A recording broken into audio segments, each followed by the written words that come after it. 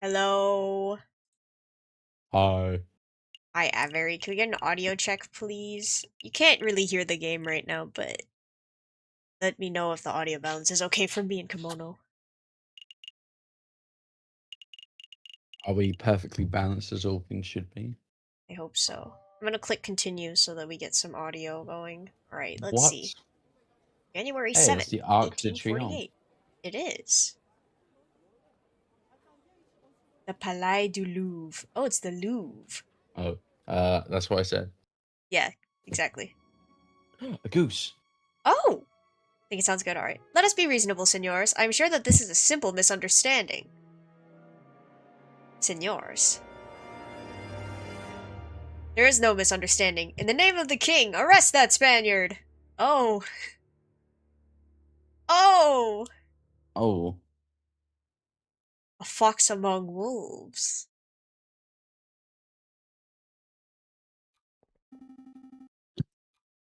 I knew Falcon wouldn't be turning up to the office on a Friday.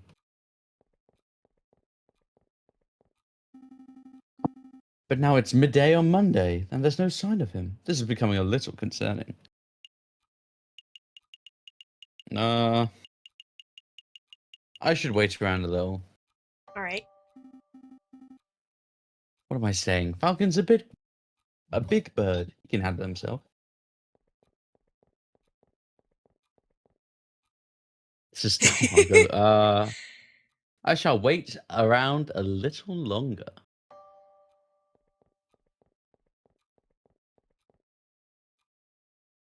They Keep waiting. really want you to go. Bro, I'm waiting. If they're gonna give me the option. Just keep waiting. Just keep doing it. Maybe the game will finally force us. Do it like 2 more times. Alright, one. I wonder if like he will turn up, but you have to do it like an incredibly obscene amount of times. Right? I mean, part of me wants to just keep going, but it might be a bit dull for the viewers. I don't know. What do I you mean, think? how much longer do you want to do this for, Neri?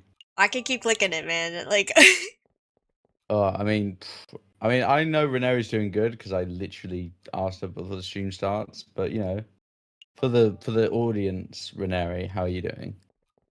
I'm doing pretty good. How about you, Kimono? Good, good. I got some water. Uh, I was having a good day until someone called Aviary got first instead of me. Oh! Reneri told me the exact moment she went live. And I refreshed, and maybe I should have refreshed a bit later. But I refreshed, and somehow Avery had already got the first redeem. She's built Don't know how. different. I don't know how she does it. Yeah, Sparrowson does not want to leave. Avery Avery is is first! first. No. I mean, there's probably not like a recording of how many times Avery's been first, but she's probably the person who's been first the most in your entire chat. I would agree. The The refresh refresher was should. your You have downfall. to refresh though, because even if you wait and the stream goes live and your scene changes, like the redeems still are like grayed out. Welcome You in, know? Gray. Oh, hi, Gray. Alright, Kimono, I So don't think they're like, gonna let us do anything. no, one more time.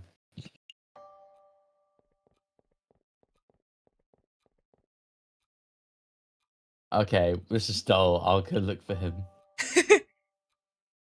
I should probably go find him. His home would be a good place to start, but the bird brain never gave me his address. I'll just have to find him the hard way. Ooh. Uh, Alright, where well, do you it's want to not the go? offices. We were just there. Yeah. He's he's probably not at. Well, he was like, "What have I done?" Because he got the killer off by mistake. Yeah? So he's either trying to hand himself into the prison, but what's more likely, he's at the Palace of Justice, contemplating Okay. his decision. So which one do you want to go to? The Palais de Justice. Alright. Oh, it's your friend. No sign of Falcon here. Excuse me, Rupert. Oh, it's you. The, first year dropout. Oof. Hey, I didn't drop out. I was forcibly ejected. Oh. But that doesn't matter right now. I'm looking for Falcon. Have you seen him? How's the case going? We just started, but during the preview, we saw that the one that we have to defend is going to be a fox. A Spanish fox, in fact. Falcon? The guy who, blundered his way through the Cataline trial with the help of some, very dubious evidence? No, I haven't seen him since the, trial. Oh, well, thanks anyway. For nothing. Then let me just shoot Oof. him. Well, he can't be at the offices, so I guess la concierge.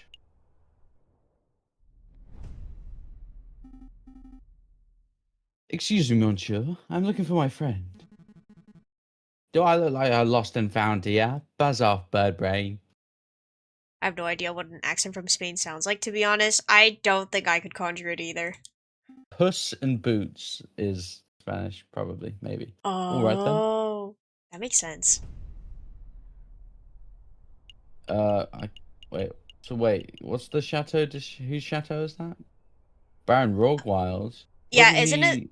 isn't it the one with Did the he get lion? arrested? Yeah. Did he go? I don't know.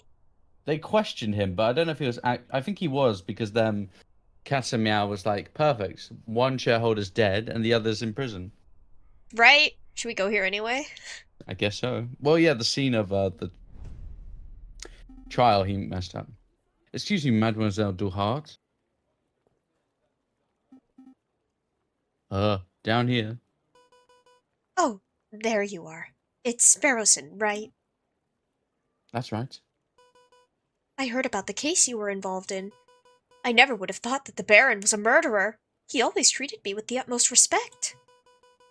But then, I suppose it makes sense that the most ruthless killers are the ones who could put up the best facade. Yeah, I suppose so.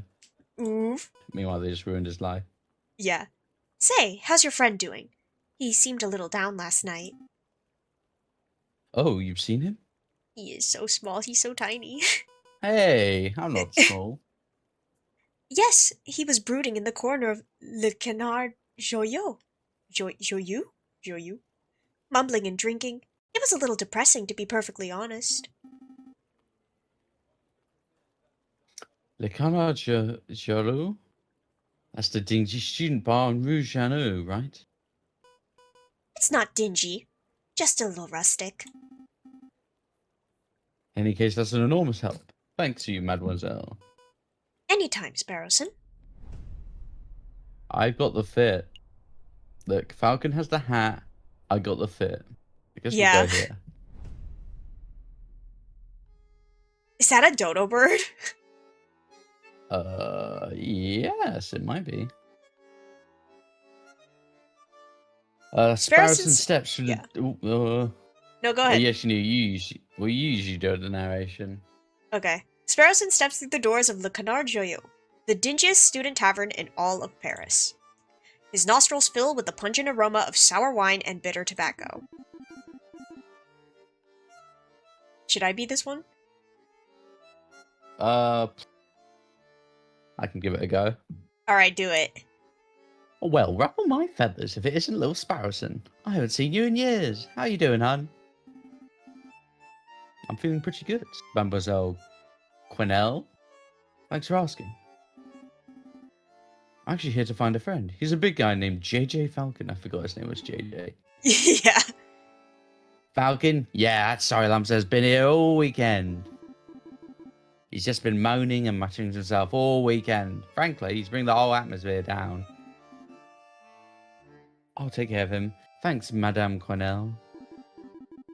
No problem, Han. He's probably still in the corner of the drinking room upstairs. Ooh. Where do you want to go? Let's go to the card room. I want to play some Yu-Gi-Oh. Let's go. Oh. Ooh. You can voice this guy. Okay. Here to play some Jacques Noir, are you, monsieur? All right, now I'm looking for my friend, JJ Falcon. Damn it! The big drunk fellow. I think I spotted him downstairs. Ah, thank you. Even though I already knew that from the prior conversation. I Darn. want to play Jacques Noir. No sign of him. Mon Dieu, I almost stepped on the big fellow. Falcon, what are you doing on the floor? Hey, Falcon, wake up. Do you think the birds have human feet because they have human hands? They might. It's never really shown the, like, feet of the other characters. Right? Ew. You. I'm sorry, Gray. I had a thought and I had to vocalize it.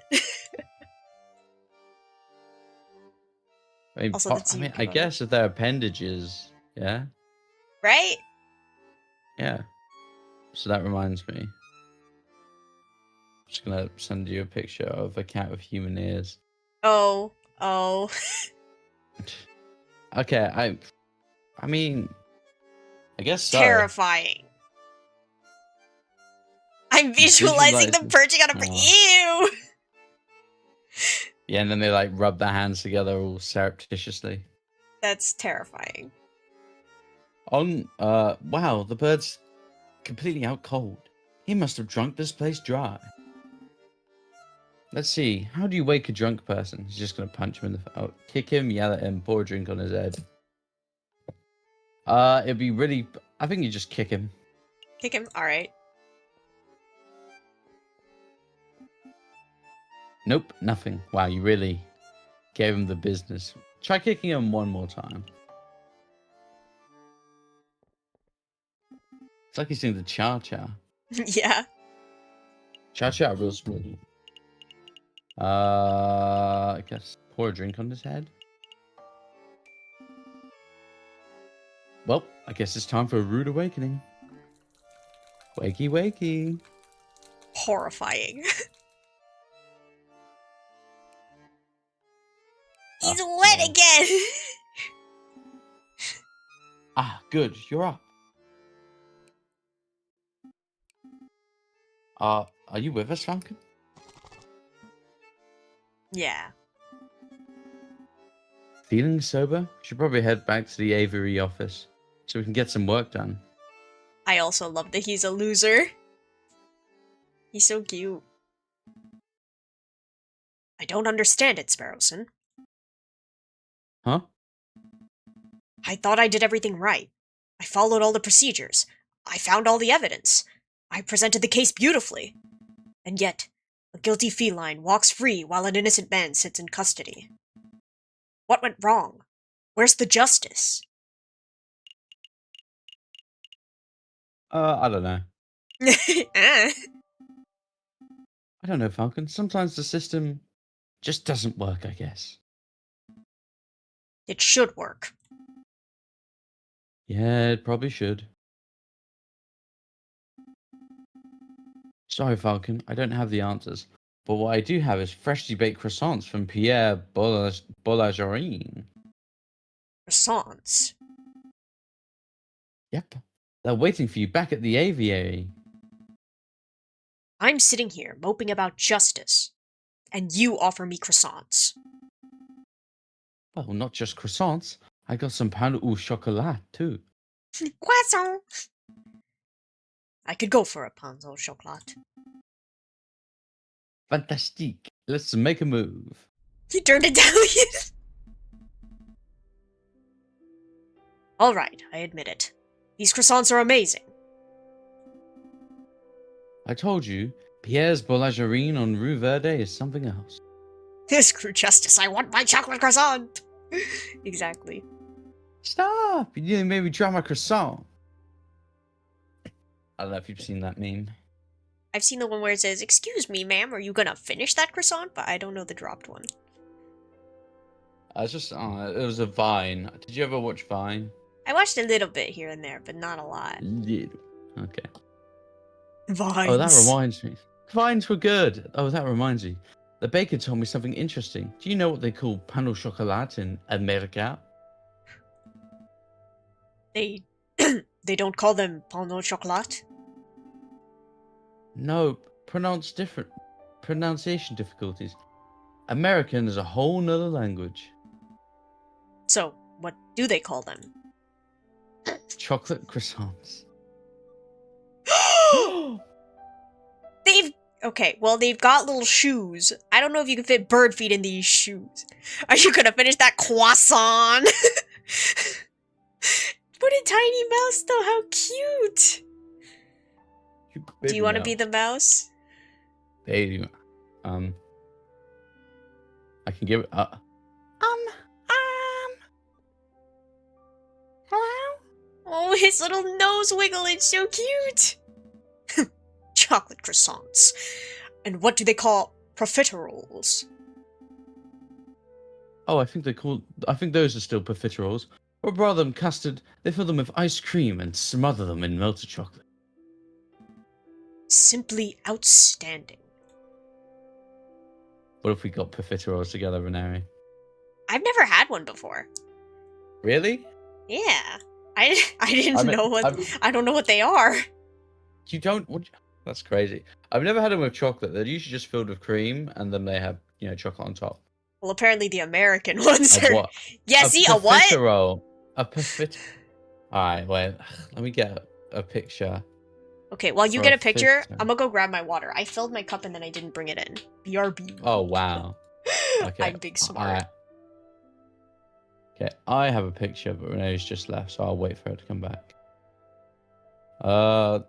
These aren't the exact kind I got. Well, they're close enough.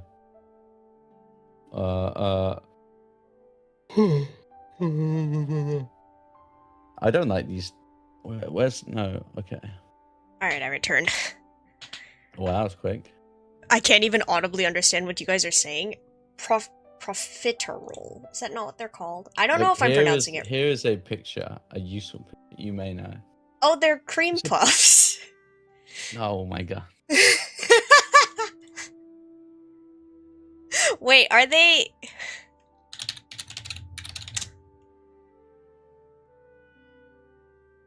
Choux à la crème. Yeah, it's known as a cream puff. Yeah, it's just... known as cream puffs. Yeah, so it's a cream puff. Okay, yeah, okay. I know what a cream puff is. Why is Aviary cream puff but ellipses? Hang on, let me... Here, wait, I can show you guys the image Kimono sent. Yeah, so I would just get them from Marks and Spencer's, which is a British chain. Mm-hmm.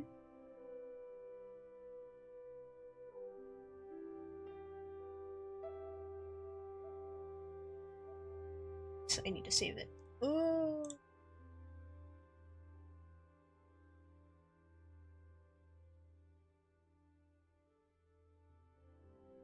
Gross.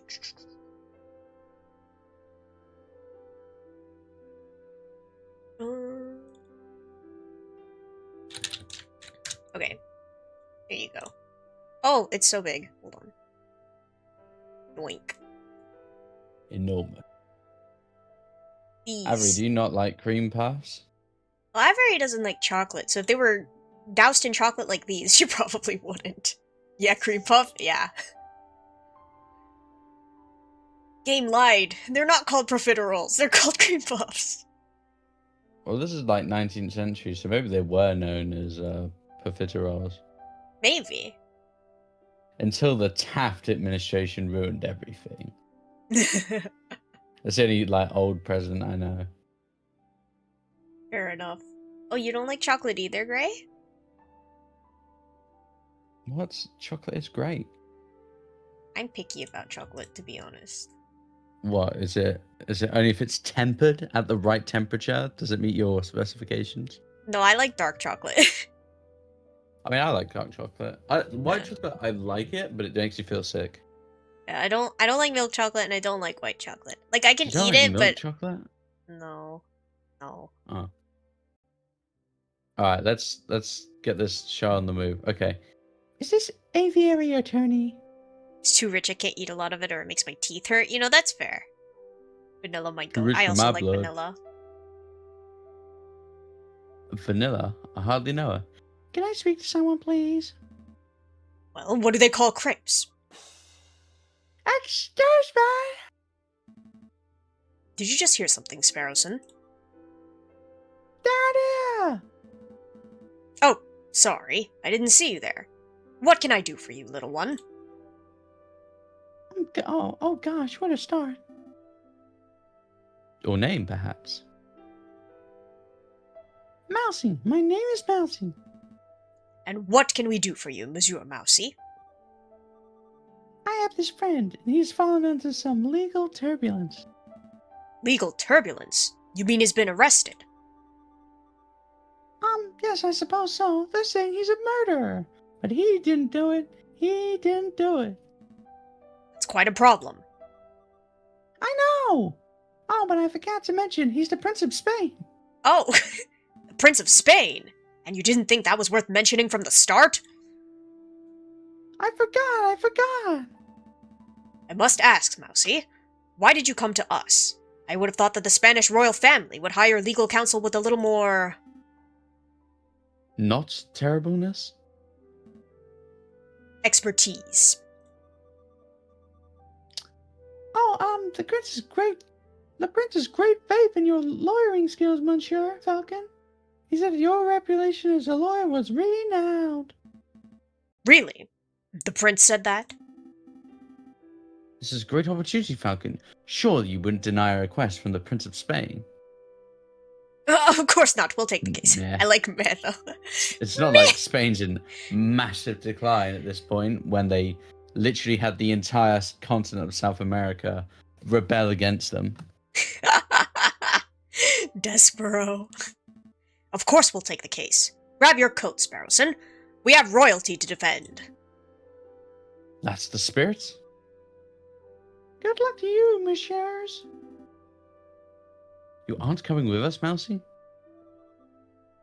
I have, other matters to attend to, like murdering another person. But Prince Juan is being held at the concierge. I'm sure he'll fill in all the details. Right. Let's make a move, then. And while they're trying to get the prince off, I'll murder another person and blame it on the prince. Good day, monsieur. Oh, it's Yoko again. Oi, nice lot of work on Lady Kitten's trial. Barrel was pacing around a cell right now, ran about wringing your neck. Yeah, I'm not surprised. A super mad he is, but hey, a criminal's a criminal, right? If the lion didn't want a death sentence, he probably should have killed that guy. You know, like you proved. You proved you killed him beyond a shadow of a doubt. I didn't compromise any morals in this trial. Oh, you're not here to defend him, are you? Because that would be hilarious. You're the guy you've condemned to death. He's not guilty at all. Oopsie. Oops. Oh, wait, shit. We're actually here to see Prince Juan Querido. Or Radio? Querido? Heir to the... Querido? Maybe I'm really bad at pronunciation. Prince Juan Querido, heir to the throne of Spain. This name reminds me of Juan Corrida from Ace Attorney. I wonder if it's a reference. It might be. I mean, this game is AA, and it's the second word is attorney. It absolutely is. Yeah, I mean, it's definitely like a fan game, but... I'm slightly upset that there was no, like, objection. Like, super dramatic, you know. True. Where's the objection? Well, this game, it's more restrained. Yeah. The mouthy fox, huh? That guy's driving me nuts with his seigneurs and his flamboyant attitude. I'll say the sooner he hangs, the better. Oh my god. Well, come on then, while we're young. My cat is now on my lap. Kitty. The Prince of Spain, I presume. I want you to be this. Oh my god. Oh my gosh. I want you to be. Me? You do the Spanish guy. I want you to do a Spanish accent, or you just sound like Puss in Boots. Yeah, that's the goal. All right, let me see if I can let me see if I can figure it out. Indeed, I am Juan Querido, heir to the throne of España, and you must be the legendary lawyer, Senor J.J. Falcon. Well, I wouldn't say legendary. I wouldn't even say notable. Crazy. Such humility. I would expect nothing less from renowned individuals such as yourselves. But let us get down to business. I trust that my compañero Mousy explained the situation. He told us that you've been accused of murder, but we need some further details before we can start our investigation. Ah, of course. What is it that you wanted to know? Alright, what do you want to ask first? Oh, well, I mean, I guess we finally know the answer to the question, who was in Paris? Mm-hmm. I don't know if anyone gets that joke. Tell us about the murder. Alright. To be honest, Prince Juan, I'm a little confused as to how a member of royalty could get in so much trouble. Could you walk us through your activities on the day of the murder? Of course. Let me see. Where to begin? It was the cold and misty morning of the 6th of January. I had heard that King Louis Philippe was unveiling a new painting at the Palais de Louvre, and I wished to meet the man himself. So, after a brief stroll and picnic in Tuileries? Tuileries Garden, I entered the palace. I found the royal entourage in the Louvre's Grand Gallery. When I saw an opportunity, I presented a humble gift to the king. Yo, is the king dead? Can't be the king. Right? A rose, an international symbol of passion and virtue. How romantic. But before the king could take it, a rather rude person snatched it from my fingers. It was a royal guard, a dog by the name of Major HOWL. "Ouch!" cried Major HOWL. "I have pricked myself upon the thorns of this dastardly flower." And then the major slumped to the floor. His face turned blue, his mouth frothed, and he died. No. Died straight away after being pricked? Straight away, senor. It's obvious that the pricked finger was the cause of death, but I don't know of any poison that acts so fast. Nor do I, Senor Falcon. But clearly the police felt that poison upon the rose's thorns was the only logical explanation. And with so many witnesses, even the king himself, what could I say to defend myself? So where did this rose come from? I acquired it from a beautiful Parisian flower seller at Les Halles markets, a girl by the name of Catherine Marie Signy? But surely you're not suggesting that the flower girl applied the poison herself, Senor Falcon. Well, I'm not making any accusations yet. I'm just planning to explore every line of inquiry. Ooh. Major HOWL took a rose from Prince Juan. Well, they're like, this rose probably killed someone. Let's give it back to the criminal. I think maybe it's just information, but that'd be pretty funny if they just handed it back. True. The thorns were supposedly covered in poison. Yeah, that's true. Objection. Did you want to ask something else, Senor Falcon? I mean, why were you in Paris? Yeah. Why did you come to Paris, Prince Juan? I was on a diplomatic mission. I do not know whether you are familiar with current events, but you may have heard that my country is in a state of turmoil. Contenders for the Spanish throne are slandering, plotting, backstabbing. It's chaos, and the people are suffering. So I thought, if I could befriend some French royalty, perhaps even the king himself, maybe I can strengthen my family's name. With the Querido dynasty restored, I would have a chance at bringing peace to my beautiful nation. Well, I guess that plan's gone out the window. Sparrowson, don't be rude. No, he's right. I have failed terribly. Don't fret, Prince Juan. We'll do everything in our power to clear your name. Maybe once the dust has settled, you will have another opportunity to speak with King Louis Philippe and complete your mission. Thank you, Senor Falcon. I am sure you will do your best. Was there anything else you wanted to ask? What were you reading before we so rudely interrupted? Ah, this book. It's a Spanish classic, Don Quixote of La Mancha. Do you know it? Reading is for squares? What does that mean? It just means uncool people. I mean, you should say that. Wait. Well, you're Okay. cool. This is your character.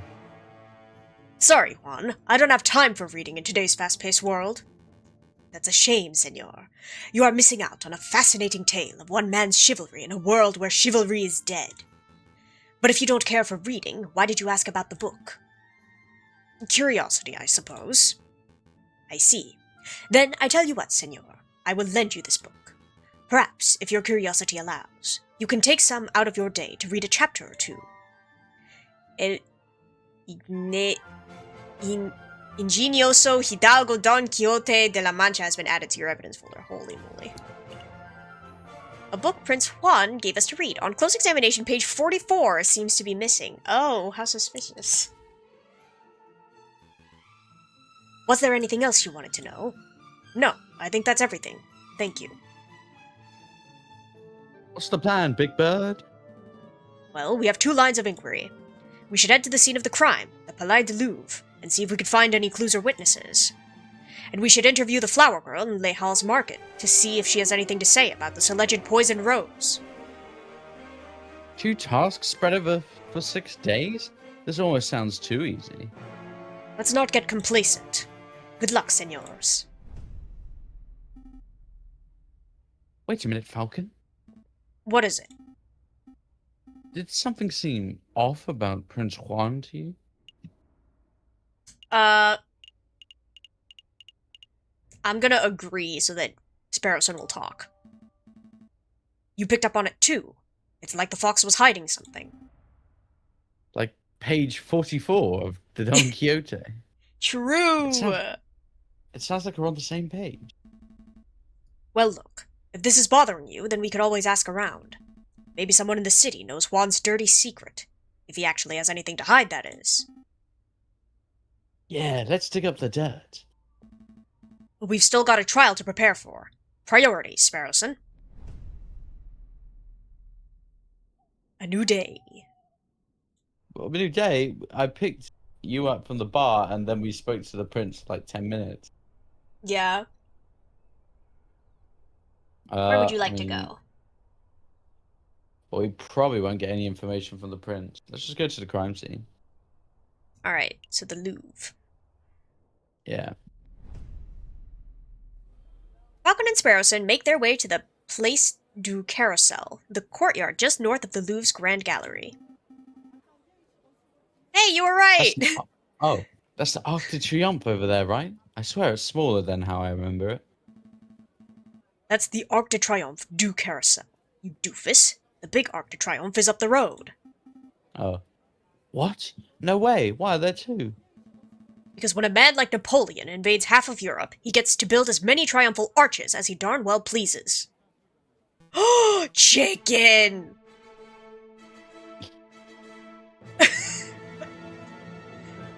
I like the music. Would you like to be him? I guess, but I don't know what. Make him sound pompous. Pompous. Coco Rico. Well. I never expected to see you. Oh, it's like the Edgeworth. Yes. Well. I never expected to see you here, JJ. That arrogant voice. Good day, Severin. Let's be civil, JJ. Why don't you introduce me to your new assistant? Fine. Severin, this is Sparrowson, my assistant. Sparrowson, this is Severin Cocorico, the most pompous prosecutor in Paris. Oh, are you 2 old school friends or something? More like arch rivals.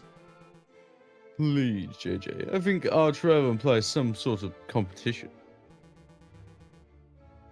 As I recall, we've met in court on 5 occasions, and on 5 occasions you've been humiliated terribly.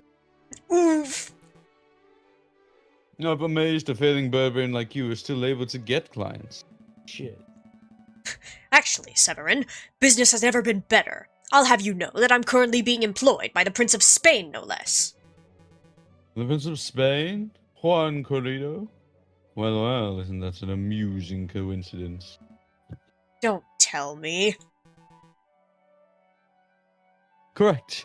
I am the prosecutor for the very same case. It is a pity that the Spanish prince will indubitably hang, but I suppose that's what he gets for hiring a bird brain to represent him. Don't call me a bird brain. You're the only bird brain here, Severin. Technically, everyone's a bird brain. We're all birds. Yeah. Tisk. One only speaks badly when one has nothing to say, Voltaire. Uh-oh. He's giving you the verbal smackdown. Quick, Falcon, make a witty retort. Oh, yeah. I'm rubber and you're glue. I've not heard that one for a long time. I don't agree with what you say. All of these are so good. What do you think, Kimono? Which seems the funniest to you? I mean, I'm rubber and you're glue. Is the most funny one. Okay. Yeah. Well, I'm rubber and you're glue. What bounces off you... Wait. Oh dear. Tisk. The same bumbling fool that you've always been, Falcon. But enough talk. If you messieurs would excuse me, I have a case to prepare for. JJ, Sparrowson, I'll see you two in court. Ugh, I can't stand that guy. He did seem a bit like... He did seem like a bit of a cockerel. But is it true what he said? You know, that he trounced you in court 5 times? That's a funny joke. I can't deny it. Severin has a reputation as a ruthlessly thorough prosecutor. Mountains of evidence, surprise witnesses. It's no wonder he always manages to one-up me. But this time will be different, right? I hope so. I know so, for you see... I saw this annotated map of the Louvre out of Coccarino's pockets when he was busy rattling off Voltaire quotes. Sparrowson! That's pretty impressive. Pretty impressive, actually. I swear you were standing 3 meters away the whole time. You tall birds so busy with your head in the clouds that you don't even notice us small folk running around your feet.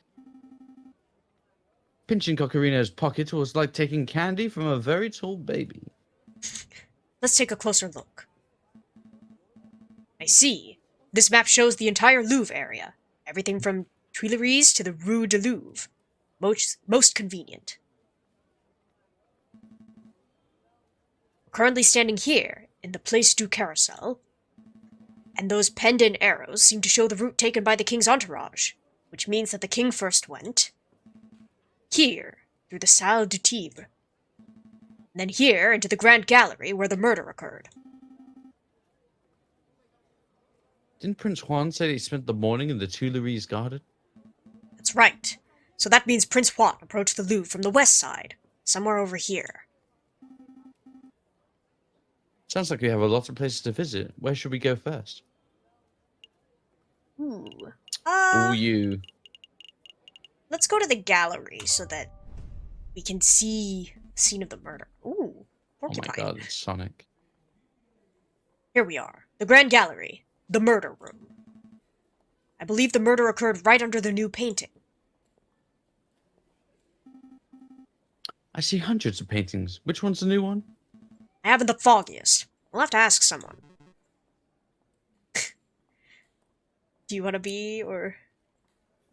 I was Coccarino, so you could be the porcupine. Okay. Please don't talk to me. Please don't talk to me. Excuse me, monsieur. You look like you know your Mona Lisas from your last suppers. I don't want any attention. Maybe he isn't talking to me. No, he's definitely talking to me. Keep it together, Eric. Oh! Hi! Would you happen to know which painting was unveiled on the 7th of January? The one the king came to visit? Oh yeah, I can help you with that. It's the piece right behind you. Ah, I see. It's a painting of the king himself. That's one noble-looking penguin. What do you think of it, Falcon? Oh my gosh, is he an emperor penguin? I don't. Yeah. Louis Philippe was a real French king, And now he's a penguin. and yeah, exactly. How'd you know the real Louis Philippe wasn't a penguin originally? You know, that's true. I wasn't around for that. What do I think?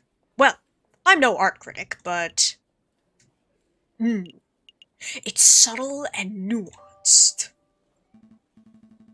The careful brushstrokes, the pre-Raphaelite soft tones, and the subliminal use of light. This is contrasted, nuanced work. It's an evocative painting that alludes to a forgotten era. You said a lot of words, but I'm not sure if I'm any closer to knowing your opinion. I'm getting the impression that you messieurs aren't regulars at art galleries. No, we're a right pair of Philistines. Speak for yourself, Falcon. I've never even been to the Middle East. Then I'm guessing you're here to investigate the king's assassination attempt. That's right. We were actually hoping we could ask you a couple of questions about what you saw. Oh, I wasn't even in Paris when the murder took place. I didn't see anything. But, I have a friend who might be able to help you out. What's this? R&M Associates, the home of Bernard Vulpes, private investigator. Thank you, but I don't normally deal with these gray area of the law types. No, please give the guy a chance. He helped me out of a bind before, and I'm sure he could do the same for you. Well, I'm not making any promises, but I'll keep a hold of the card. We appreciate the help in any case. It's no trouble. Alright, let's see. A business card for R&M Associates, the office of Renard Vulpes, private investigator. Thank you for your time, monsieur. Anything else we can do here? Well, ideally we would turn the whole Grand Gallery upside down in our hunt for evidence. But that's not possible with so many people around. We should probably just move to another room. They let people into the crime scene! Oh my. Alright, you can choose. I'll make that tourism money. I mean, let's go see the Tuileries Garden. Alrighty. Oh, it's this guy. The photographer? guy Yeah. who forged evidence and is somehow not in prison. Right. Our feather-headed friends wander through the immaculately maintained Tuileries Gardens. Nothing seems out of the ordinary until they spot a familiar face picking up litter by a tree line. Hey, Falcon, doesn't that groundskeeper over there look familiar? Yeah. Now that I'm looking at him, he does look a lot like that photographer. What's his name? Salvador Serenado, Bono Baguetto, Robitio Robinio. I think it's the bottom one, right? It is, yeah. Robitio Robinio. I think that's you, right? Voiced it. I think it's you. I don't know what voice it did. Did someone call me? Oh, it's you. The lawyers who don't appreciate a master photographer a photograph when they see it. It's good to see that you gave up your artsy genius to pursue the more grounded career of groundskeeper. Slay. Hey, I'm not doing this willingly. I was giving community service for committing perjury. Oh, okay. Oh. Can you believe that? They gave me, an esteemed photographer, community service. Me. Yes, I can believe that. Perjury is somewhat serious. You should be thankful that you got off without jail time. You sound like that self-righteous judge, Maximine. So did you two want to ask me something, or are you just here to gawp? Personally, I'm just gulping. Actually, I do have a couple of questions, if you don't mind, Monsieur Robinio. Have you met Prince Juan? I don't suppose you've bumped into a Spanish fox who goes by the name of Prince Juan, have you? A Spanish fox? No, I've never met anyone like that. If this is about that assassination attempt on the king, then you're asking the wrong person. I only started working here today. I see. Is there anything else you wanted? So, how's that new groundskeeping job working out? Terrible. Tourists are pigs, sometimes literally. Look at all this rubbish I've found. Beer bottles, tin cans, apple cores. And look what I picked up. And look what I picked up. Picked up this. Look I what think I that's just a picked up typo. this. Yeah. Look what I picked up by the west entrance. A book page. A whole book page I could understand, but a single page? What kind of belittling moron loses just one page? Wait a moment. May I take a closer look at that, monsieur? Don Quixote. That's a page from Don Quixote. May I take it off your hands, monsieur? Sure. What's it worth to you? What's it worth? It's trash. It's literally worthless. Then I suppose I'll be destroying it as per my duties. All right, all right. I suppose you deserve a little compensation for your trouble. How about you give me the page and... Ooh, what? I'll speak with the judge. I'll speak with Judge Maxime. I'll put in a good word and might be able to get your sentence reduced. Really? You do that for me? Thank you, monsieur. I would really appreciate that. Here, take the page. Page 44. It was found in Tuileries Garden by the Louvre's west entrance. Blah, blah. Did you want to ask something else? That's all. We'll let you get back to your work, Monsieur Robinho. Alright, I guess we'll go here. So this is the Salle du Tibre. Tibre. If I understand Cocorico's notes correctly, this is the room the king and his entourage stopped in before heading to the Grand Gallery. This room doesn't seem to be very popular. I don't see anybody around to interrogate. Interview. Right. Interview. Well, since it's quiet, maybe we should take the opportunity to do a little snooping. What would be the point? Surely all the interesting evidence would be in the Grand Gallery where the murder took place. Think about it, Falcon. Police would have already gone over the Grand Gallery with a fine-toothed comb. But I bet that numbskull Inspector Volateri didn't even think to check this room for clues. There might be a murder weapon just under our beaks. Your logic seems a little questionable, but it couldn't hurt to have a look, I suppose. This is some sort of ceremonial container. It's beautifully crafted, but what did it contain? Maybe it's an arcane wine cabinet. Don't be ignorant, Falcon. This is a sacred Mesopotamian artifact, gifted to Emperor Hadrian for his victory at the Euphrates in 123 AD. Stop making stuff up. You and I both know nothing about Mesopotamia.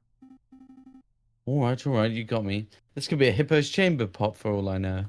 That's crazy. A supporting column. It's holding the roof up. If the columns were truly supportive, it wouldn't hold the roof up. It would encourage the roof to get to its location on time. That's a joke. I see a cabinet full of engraved plates, mostly bronze. How much do you think they're worth? I don't know, 300 francs apiece at least. What? Are you serious? I'm in the wrong profession. I don't think archaeology works as a get-rich-quick scheme, Sparrowson. Who said anything about archaeology? I'm going to become a museum robber. Oh, well, that's one way to get rich quick. Okay. These columns have been designed to look Roman. I think the style is Ionic. It's not Ionic, Falcon. Irony is when a character says something, but the reader knows it means... Oh, I think they mean irony. Yeah. But the reader knows it means something completely different. That's not... Never mind. I'm not sure what this is. Some sort of stand or podium? Maybe it's just a decorative piece. It's a Roman doorstop. Roman doors were enormous marble slabs, so the doorstops had to be similarly large in order to stay in place. I don't think that's right. My uncle's a Roman historian. Trust me, bro. Just trust me. A shiny copper urn. I guess it was used for carrying water. Or for cremated remains. Probably not both at the same time. It smells good. Don't sniff the exhibit, Sparrowson. No, really, this ad smells amazing. It's almost chocolatey. You poor thing. You're hallucinating from hunger. Would you like to stop by a bakery on our way back to the office? Don't patronize me, Falcon. My nose never lies. I'm telling you, there's something in here. I can feel it. Now you're touching the exhibit. That's definitely a no-no. See? Look what I found in the urn. Put that down, Sparrowson. It's someone's old rubbish. No, look, it's a chocolate wrapper. Judging by the smell, the chocolate was bitter and dark. 70, perhaps 80% cocoa. Belgian in origin. The level of wrapper crumpling and the firmness of the chocolate residue indicates that this was discarded just a few days ago. Yes, I'm certain the chocolate contained in this wrapper was undoubtedly consumed on the 7th of January, the day of the murder. Mon Dieu, Sparrowson. You deduced all that from smelling the wrapper? Imagine what I could work out if I tasted it. That won't be necessary. Sparrowson, if you could apply this level of critical thinking to areas outside of food, you would be the world's greatest detective. If only all evidence was editable. So, do you have any idea which shop this chocolate was purchased from? That might help us track down the person who consumed it. No, there's no possible way we could know that. Suppose we'll just have to visit every confectioner in town and sample every last bit of merchandise for comparison. What a chore. Interesting. Because I can see Lander Hagelslack's Chocolate Emporium written on the wrapper. Well, you can't blame a bird for trying. A chocolate wrapper that was found in the Salle du Tigre. The label reads Lander Hagelslack's Chocolate Emporium. Is there anything I missed? Doesn't look like it. Wait, I want to look at our... Let's see. Oh, they save everything. Alright, let's see. One of the longest-serving judges in France, Judge Maxime is known for being attentive and even-handed. A stuttering and jumpy prosecutor who bumbles through cases on nothing but sheer dumb luck.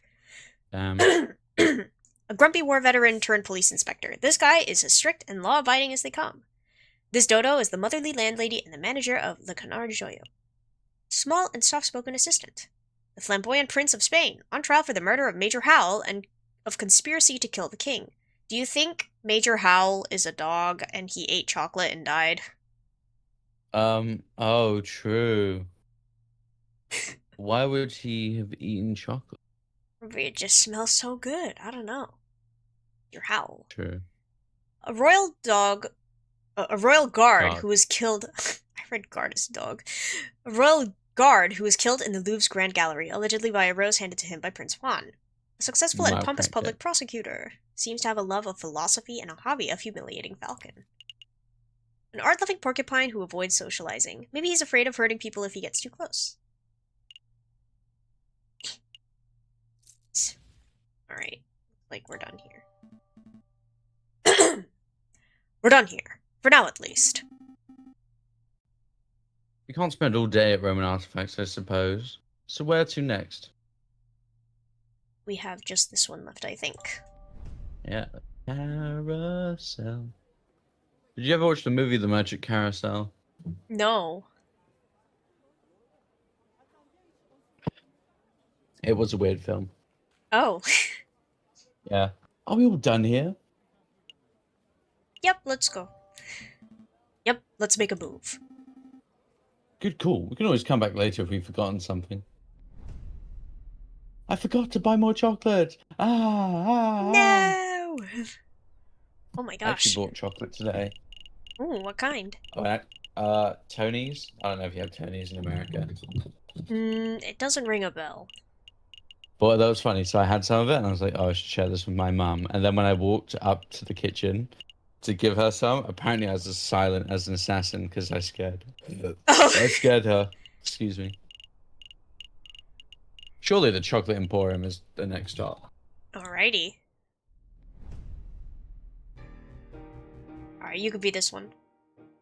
Welcome, welcome, welcome. Dorlange Hagelschlags Chocolate and Bouillon. The finest Belgian chocolate shop in all of Paris. I am Landa Hagelschlag, the owner and founder of this establishment. And I, J.J. Falcon, defense attorney. Good day, monsieur.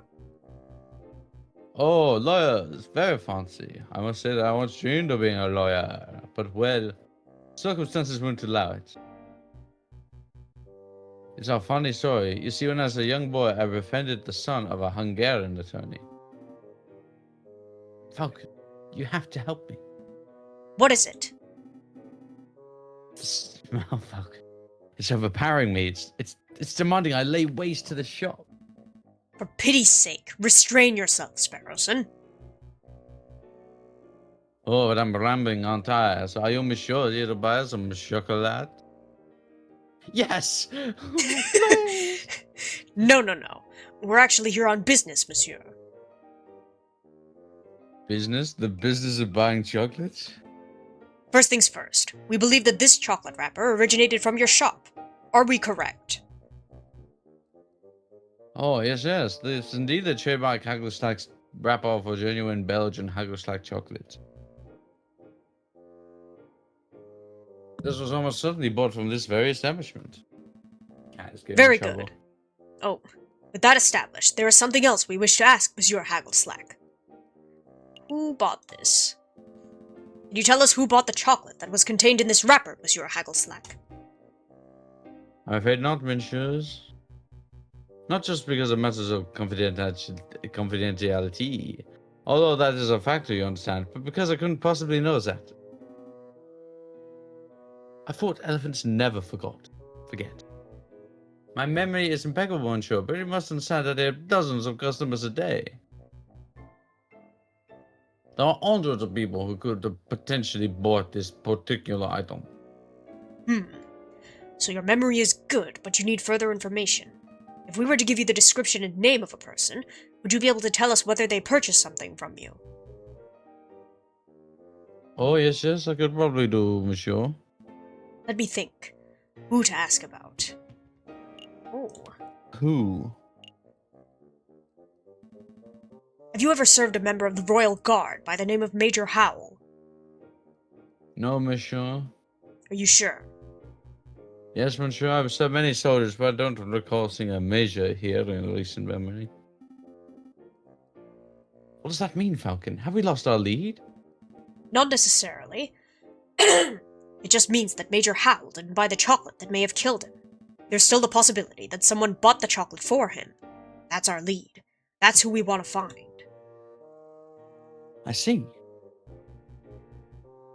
I did once serve a high-ranking officer of the British Army who was on his way to Zimbabwe, if you want to hear the story.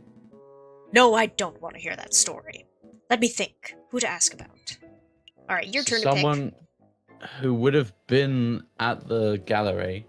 Yeah. And I don't know if they'd want the king dead, but would have bought chocolate. And whether intentionally or not, it was... Okay, so... Rubinho, if he's not lying, it can't have been him because he started working yesterday. Mm-hmm. I don't know, it's because I'm thinking, would the prince have done it to try stage an incident? But I don't know if they're going to pull to the person, in a row. The person you're defending was actually guilty. I don't think they'd pull that twice in a row. Wait, sorry, I got distracted. A delusional artist and photographer somewhat described Rubitio with the H word. That's right, you know the one. I don't know what word they mean. I don't either. It's so funny though. But I was thinking it might just be oh, they want to incriminate Juan, so they might just say that he did it, Like he might have bought it. Just to make him look more guilty. Yeah, true. Should we go with Juan? Yeah, let's go with Juan. Have you ever served Juan Querido, the Prince of Spain? Oh. A Prince of Spain? No, monsieur. Well, that's good. Our clue would have turned into a dead end if our own client turned out to be the chocolate fiend. I did once survey a princess from Mali, if that is any help. You see, I met the girl while hiking through the Himalayas. Please stop. Let me think. Who to ask about? God, Right, I mean, maybe the major, Major HOWL. Oh wait, no, we already asked we did that. him already. Yeah, maybe the mouse. Oh, it could be the mouse. Have you ever served a tiny mouse named Mousy? No, monsieur, mice terrify me. Oh, he is an elephant. Monsieur, I'm growing tired of these innocent queries. Perhaps you should come back another day. You know, Falcon, it's possible that we just haven't encountered the chocolate fiend yet. Rather than coming back here every day and making aimless guesses, we should wait until we have someone specific in mind. You might have a point, Sparrowson. Thank you for your time, Monsieur Haggleslack. We shall return when our investigation has progressed a little. Anytime, messieurs. Alright, interesting. Oh no. Oh, okay, Wait. we're already halfway through our time. Okay. Well, okay. Where else can we go? I think we should go to this place, because that's where the flower shop is. Oh, yeah. The pair arrive at Les Halles Market. Vendors and buskers, performers and thieves, bourgeois and peasants all bustle from place to place. Prince Juan said that he met a flower girl here. Signy, I think he said her name was. There's a swan of flowers over there. Do you think that's her? I think so. It's possible that she knows the murderer, or even that she is the murderer herself, so we should probably act with tact and finesse. Excuse me, Mademoiselle Flower Lady. We would like a word. Tact, Sparrowson! Tact! We've been over this.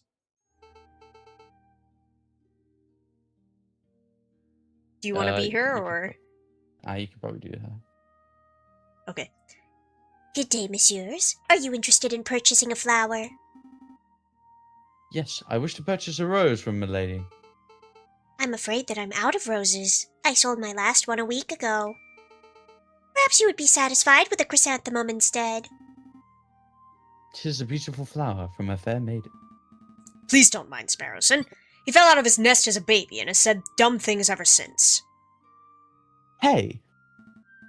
Let me introduce myself. I am J.J. Falcon, defense attorney. Are you Mademoiselle Signy?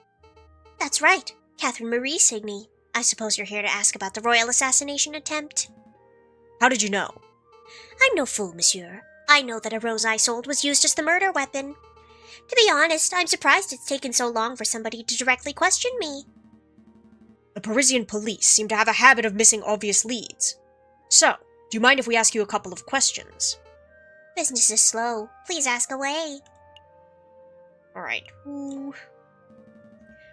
Mademoiselle, you mentioned that you sold your last rose a week ago. Who did you sell it to? The person who bought the rose. I didn't catch his name, but he was a charming red fox. Sounds like our Juan. I met him around a week ago on the 6th. We talked for a little while, about the usual things, you know, like how everyone seems to be in debt these days. Then he bought a rose and left. I hear that the fox is on trial, but to be honest, monsieur, I don't think he's guilty. Oh, and why's that? Well, actually, never mind. It's just a gut feeling. No, tell me. Mademoiselle, it just so happens that we're defending this particular fox in the Cour d'Assises. If you have something to say that could prove his innocence, now would be the time to let us know. I'm sorry, messieurs, I can't. Girl! Wait, Mademoiselle Signy, wait up! Darn. Nice to step. Tact and finesse, Falcon. You scared her off. The Swan obviously knows something crucial about the case. We need to get to the bottom of whatever it is. Agreed, but I don't think she'll be in the mood to tell us anything else. I know. Why don't we try acting with a little more tact and finesse next time? Hush. Oh no! We're not learning anything! We're running out of time. Okay, Oh, Wait, this doesn't take up a whole day. Maybe we should go here. Oh, yeah.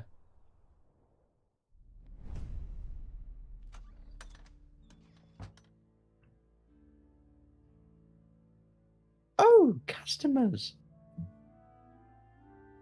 Hello? Is this the office of Renard Vulpes? Ah, it's you two. Mousy, what are you doing here? Oh, this is where I work. See, R&M, Reynard and Mousy, Monsieur Reynard Vulpes and I carry out all sorts of investigations together. Although, to be completely honest, it's not only Monsieur Vulpes who chooses which cases to take on. I see. Well then, can we speak with Monsieur Vulpes? Oh, I'm afraid that won't be possible. See, Monsieur Vulpes is on vacation right now. He's visiting his father in England. England? Oh, but he's set return in a week or two. Maybe you can come back then. Lucy! Meow meow. Gonna say hi? Say hi, Lucy. No. No. Lucy. Can you hear her whining? No, but I can. Meow meow. Alright. She wants to be released. Free Lucy. Alright.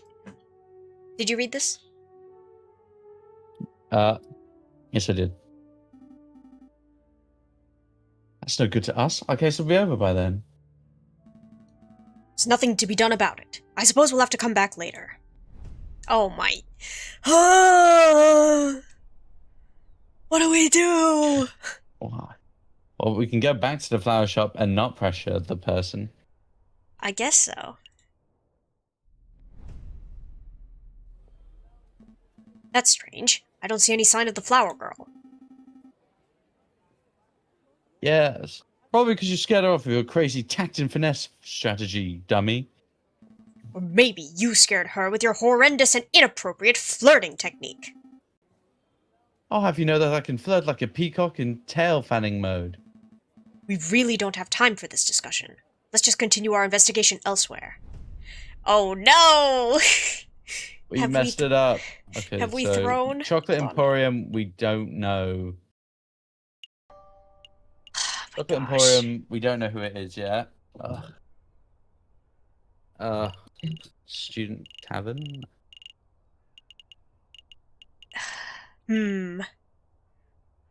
Maybe, should we go visit, Juan again? Yeah, because we did get the missing page.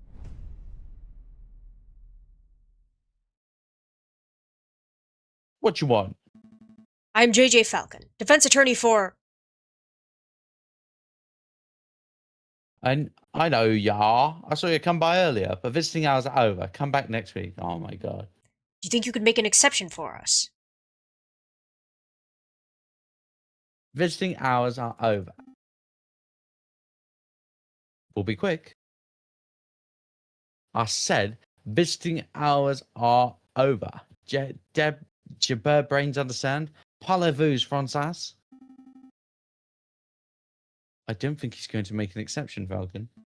I guess we'll come back later. No! Ah! Well, I guess, did we miss something at the Louvre? Maybe. There's nowhere else to go. Right?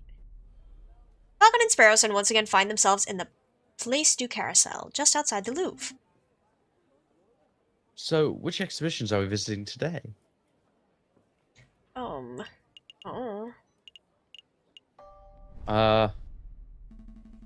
Looks like that porcupine fellow has left the building. Did you want me to ask him something? Do we have... We need like 3 more people. What? I don't know where we'd find, like, 3 more people. Right? Nothing in particular. I just wanted some more details on this Renard Vulpes, but I suppose we'll have to leave it for now. Oh my gosh. I think we found everything of value we can possibly find here. Let's not loiter. Oh my god.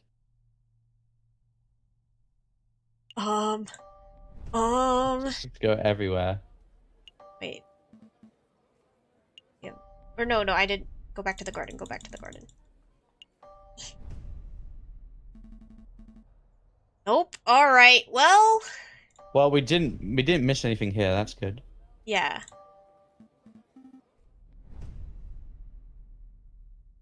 No! Oh Occasionally, my God. special cinematic scenes marked by an exclamation mark will pop up on the map screen. These cinematic scenes are only available for one day before disappearing, but they take no time to visit. Their viewing is entirely optional. Oh, wait. Well, let's go. Oh, we got no other option.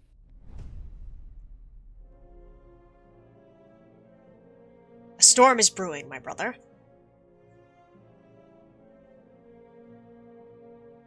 Word of the royal assassination attempt has spread. The proletariats grow confident. The bourgeois are cowering. Bourgeoisie? Won't be long before we have rioting.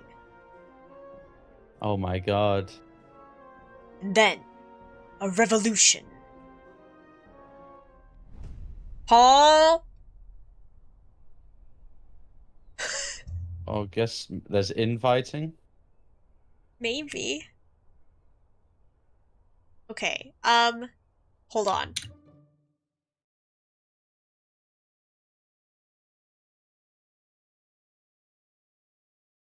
Okay, I'm gonna save and quit real quick, and then load a Sure. previous. Let's see. Okay, the beginning. Okay, so we started here, and then on the second day we went to the crime scene, and I think that's fine. Let's go here. And then instead of going to the chocolate place, let's go here and not pressure the swan. Sounds good to me. Okay.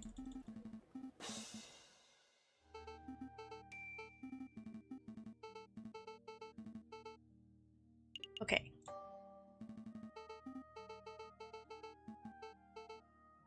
Okay. I understand, mademoiselle. If you remember anything specific, please don't hesitate to get in contact with us. Did you want anything else? Where do you acquire your flowers from, if I may ask? Normally I gather them from the wild. Last week I found these chrysanthemums on the city limits. And that's the same place I discovered this monk's hood. But since it's still winter, I have to buy a lot of my flowers from the merchants who travel to Italy and the Netherlands. That's how I acquired the rose. What can you tell us about this particular merchant? Not a lot, monsieur. He's just an old man who passes through Paris a few times a year, selling his goods and wares. I see. No chance of him being a super secret assassin? No, monsieur. Did you want something else? That's all. Thank you for your time, mademoiselle. Hold on, monsieur. Before you leave, are you sure that you don't want to buy some flowers? I'll even cut you a deal. Only 10 francs for this assortment of chrysanthemums and monk's hoods. 10 francs for flowers? That's a little steep. Steep? Monsieur, I challenge you to find cheaper flowers in January. What do you think? Should we get them?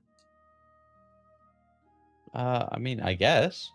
Alright. I don't know how important having money is in this game. Right. Alright, I'll take some. They can brighten up the office. Thank you very much, monsieur. Here you go. Oh. A daisy sold to us by Mademoiselle Signy. These are daisies, not chrysanthemum. A sprig of monkshood sold to us by Mademoiselle Signy. Okay. I think we were scammed. I don't claim to be a flower expert or anything, but chrysanthemums and monkshood are a weird choice. I suppose it is a bit strange, isn't it? The other flower sellers stick to popular, dull flowers like tulips and roses. But I like these particular flowers because they're rebellious. I'm sorry, the flowers are rebellious. They stuck it out and managed to bloom in the middle of January. The flowers fought nature. They overcame insurmountable odds. It's quite an amazing thing to see. I think I get it. You don't need to humor me. I'm rambling, aren't I? Not at all. This has been a pleasant discussion. Have a good day, mademoiselle. And you, messieurs. Alright, we got more flowers, but We got something out of her, I guess. Okay, now what? I guess we go here, just in case. Yeah. They might still be on holiday. Probably. Oh, customers! It might just be the same, though. Yeah. It won't be possible. He's in They're England. still on holiday. Yeah, because it hasn't been a week. Right. Oh, you could try the Palace to Justice, because it, doesn't have a clock, so if there's any new info. That's true, that's true. A little early, aren't we? Just scoping the place out.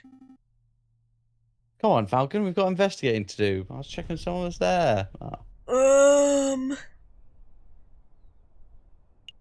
I don't know. Should we go here? Should we just try it? Sure.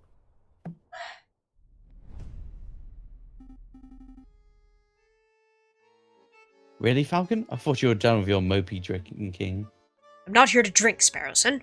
Or mope, for that matter. Taverns are a fantastic hub of information. If we wish to learn more about this Prince Juan, then this would be the ideal place to start asking questions. Oh, that's pretty good thinking.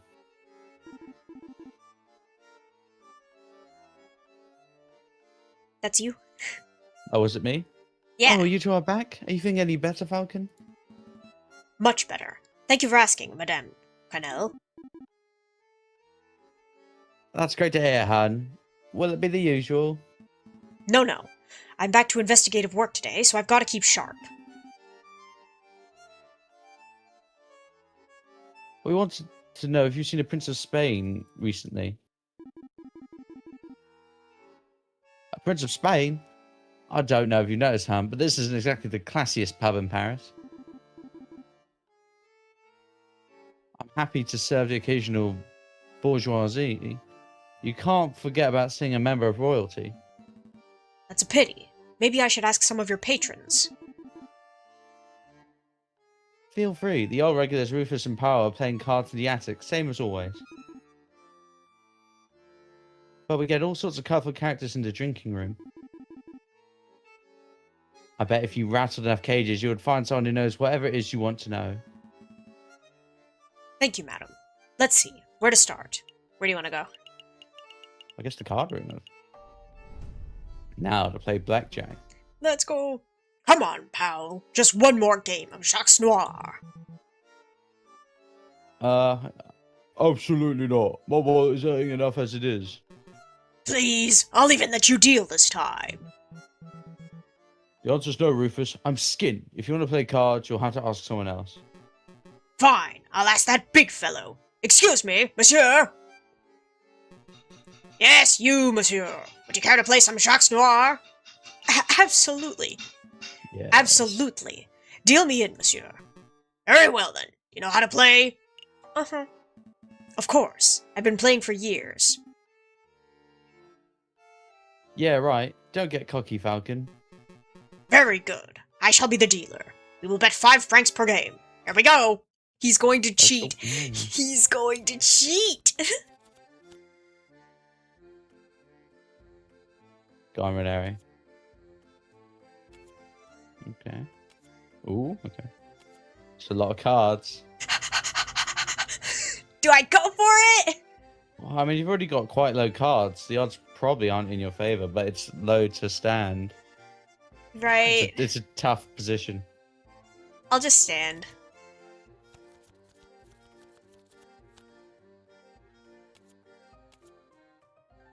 Darn. Yeah. Unlucky, monsieur. Most unfortunate. Shall we have another round? Let's do one more. Yeah, one more. Absolutely. Deal me in, monsieur.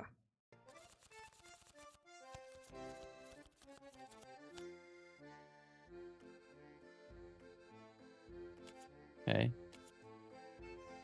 Ooh, that's a great position, yeah. Oh, okay.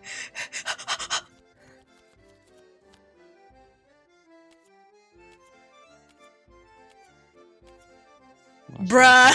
What? Bruh. He's cheating. No, I think we're done. Maybe another day, monsieur. I understand. Feel free to come back anytime. That's it. Wow. Yeah, damn. I guess it's just... Unless that's insanely lucky, it was probably rigged. Alright, do you want to be the dog or the bird?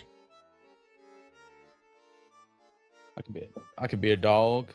Okay. So there I was, in the grasslands, 10 kilometers downriver, rifle in hand. I'd been pursuing this set of footprints for an hour. I was getting closer and closer. I could almost smell the beast.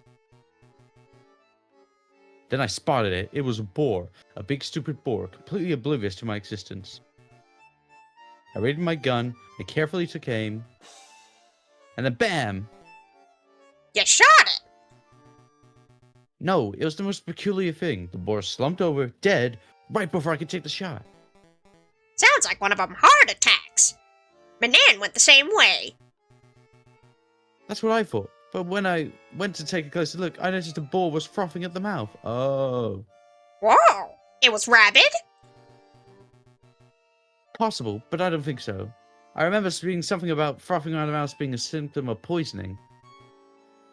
Needless to say, I left the dead animal alone. Good call. Who wants to deal with tainted meat?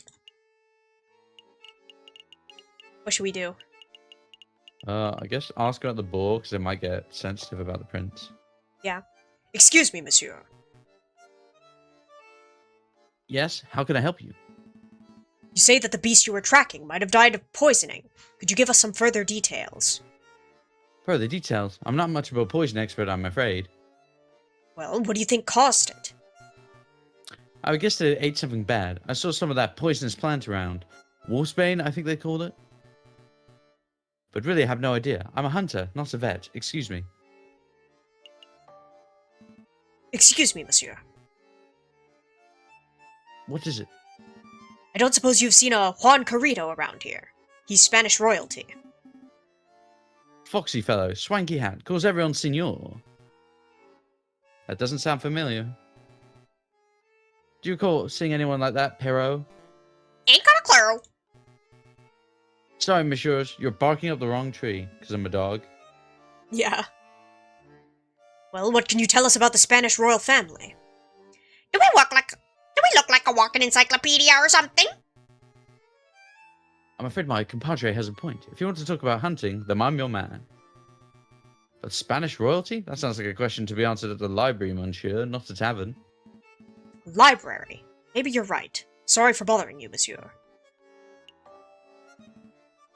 Do you think we should go to the card room, say no to cards, and maybe they'll talk? It's worth exploring. Big fellow has returned! Here to play some cards, monsieur. I'm afraid I don't have time for that, monsieur. I have some investigative work to take care of. Come on, surely you have time for one quick game. No thank you. Maybe later. I understand. See you around, monsieur. Oh, guess not. Alright.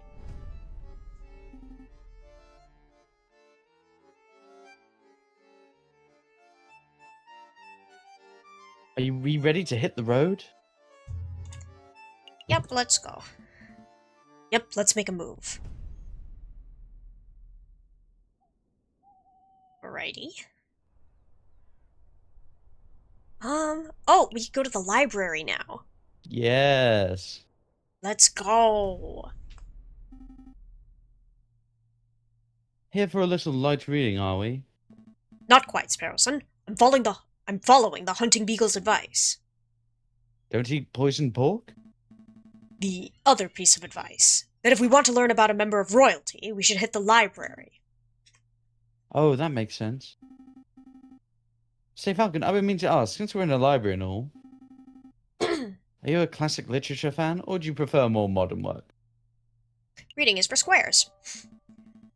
Reading is so blasé. Give me a good modern opera any day. Good call. Nothing beats a well-made show. Speaking of which, I heard they're performing La Damnation de Faust at the Opera Comme Quec. I would sell my soul for front row ticket.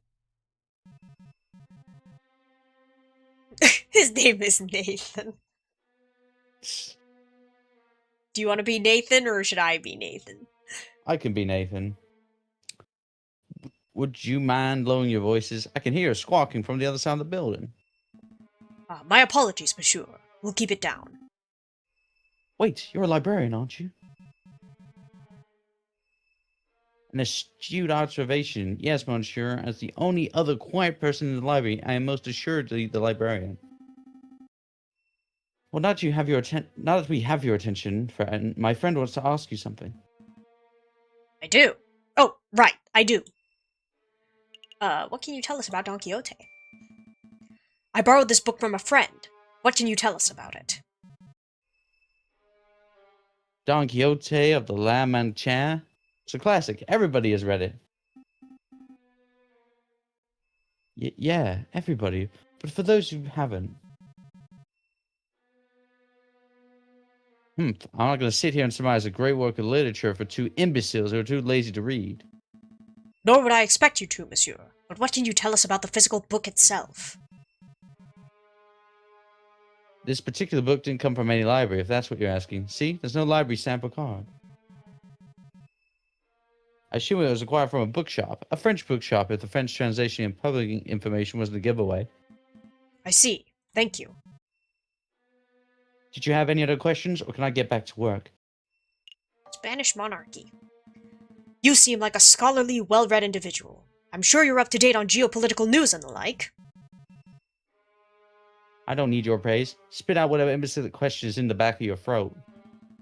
Well, we understand that the Spanish throne is currently under dispute. Can you give us a brief rundown on who the contenders are?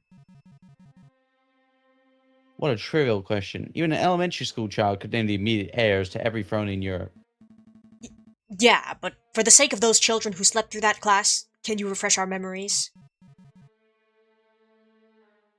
Very well. Pay attention, because I'm not repeating myself.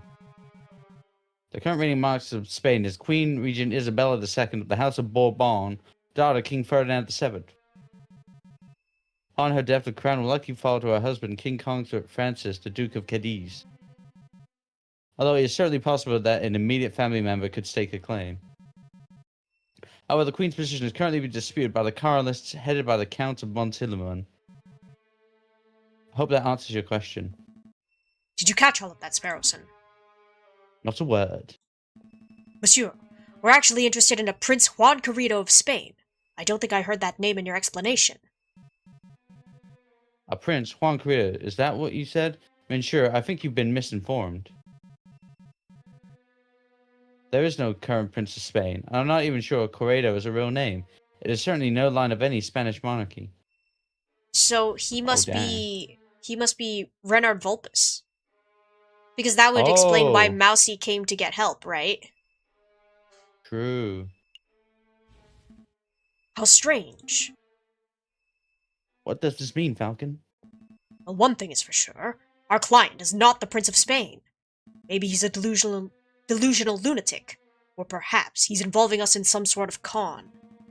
We don't have long before the trial, but it may be in our interest to confront Prince Juan directly and get some answers. Right. Are you two quite done chit-chatting? Don't worry, monsieur. I think we're done here. Thanks for your time. Then I bid you a good day. Alright. And now we do... Oh, where's the cinematic scene? What? Where is it? There's no cinematic scene! Maybe there's more than one day to do the trial? Maybe. Or do the, mission? I don't know. Okay, so we should go to... here, right? Oh wait, no, here it is. We've seen this already, but... yeah, storm is brewing. Oh. Right. A revolution! Okay. Should we go to... talk to the fox? Yeah, no, we should talk to the fox. Well, does that mean the mouse knew he was imprisoned? Well, yeah, because he said, oh, help. You again? Visiting hours are over. Come back later. I have no time for your quiddling, monsieur. Stand aside. Sorry.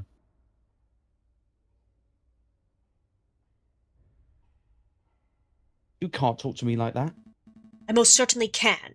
We have reason to believe that you are housing a suspect under false pretenses.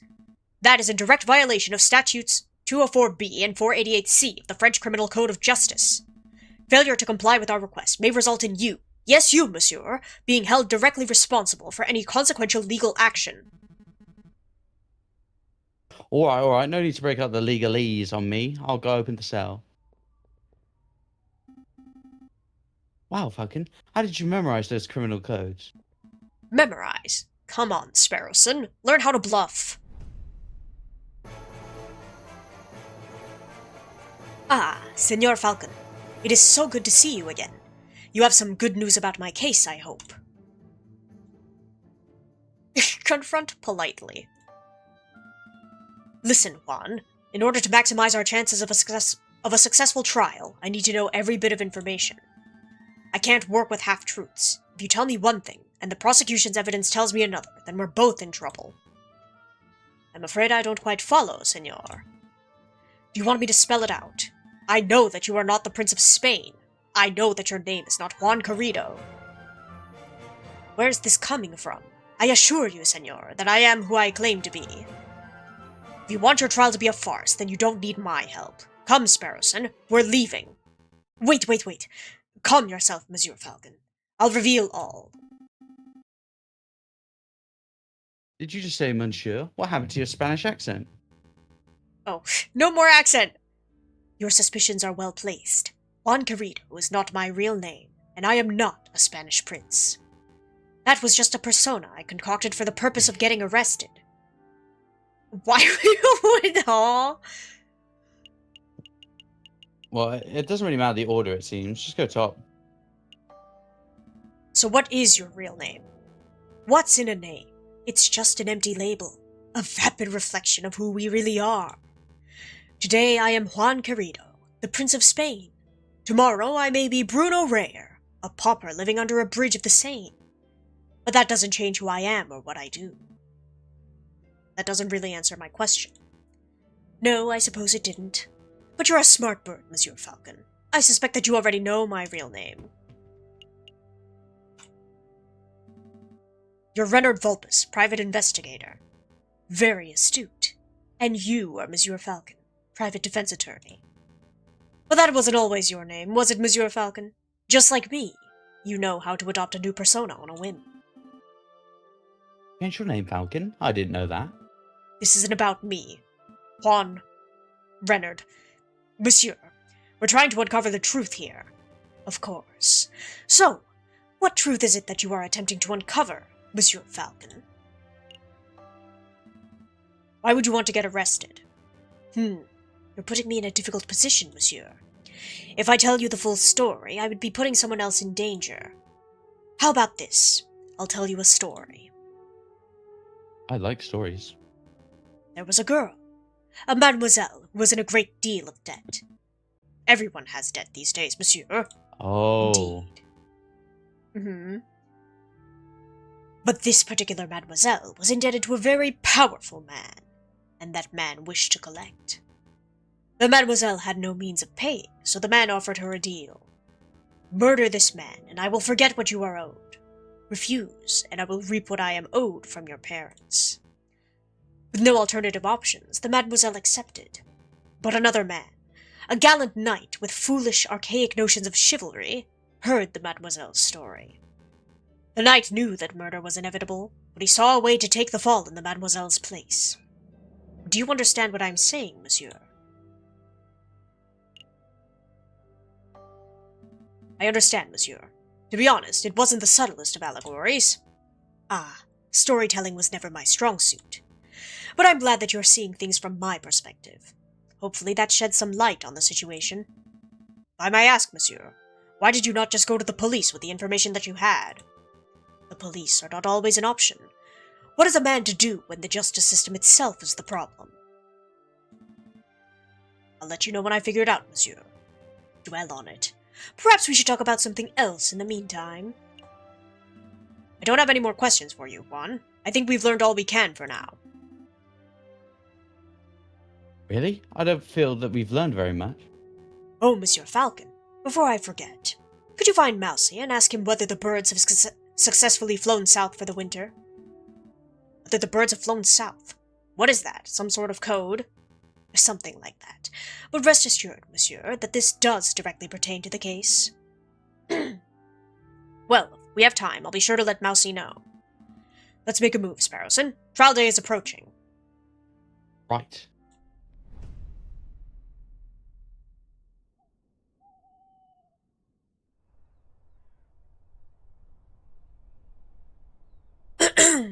Alright, I guess we go talk to Mousy, right? Yeah. So I'll give him the code word.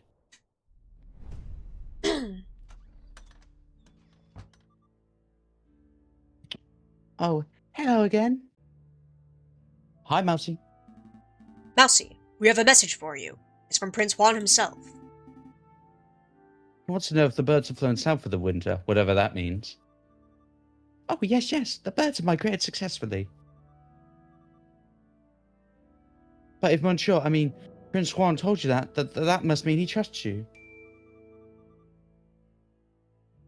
He must want you to take these. Go on, take them. These are used train ticket stubs. Looks like 2 people took a railway trip to Vienna. What exactly is the point? What exactly is the point of this, Mousy? Prince Juan said they'll help with the trial. See the names? Gautier Signy. Nicole Signy.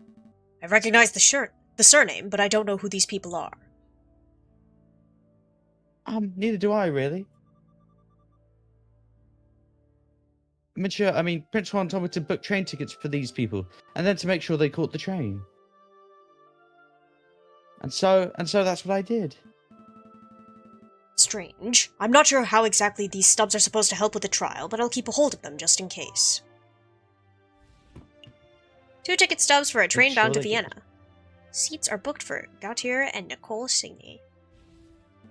Maybe it's to set up like an alibi so that the murderer, the person who wanted, clearly the flower girl to take the fall.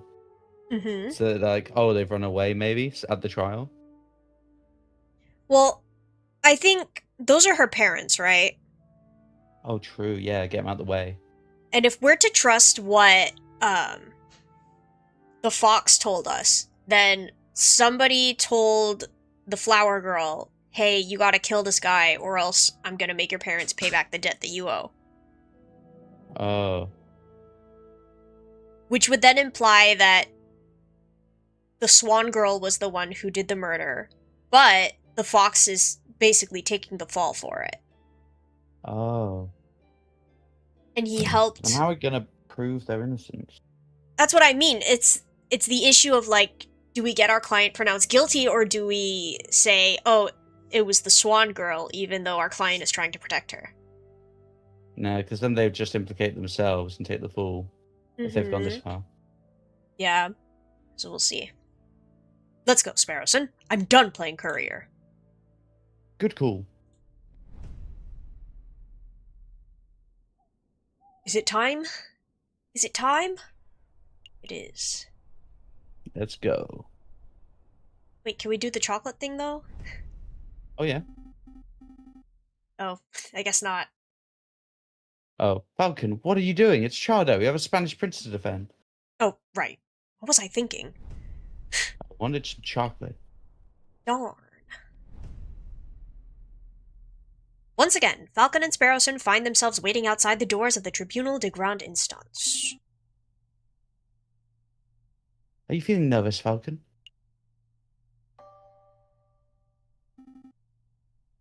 Don't go silent on me now.